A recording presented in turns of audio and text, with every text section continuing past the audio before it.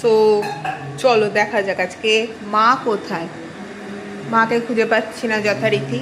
ও মা, এই তো আর ঘরেই আছে, রান্নাঘরে।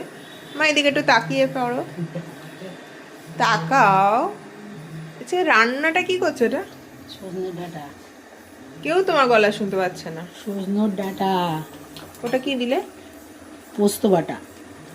মা আজকে সজনের ডাঁটা এই সব রান্না করছে।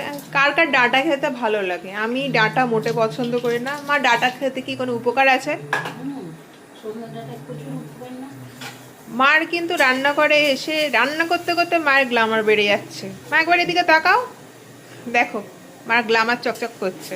ঠিক আছে, মা সজনের ডাঁটা রান্না করে, যদিও মোটে পছন্দ হয় না সজনের ডাঁটা। তো বাকিটা সো দুপুরে কি লাঞ্চ হয় না হয় সেটা পরে দেখা যাবে। তো এখন এতটাই, বাই বাই।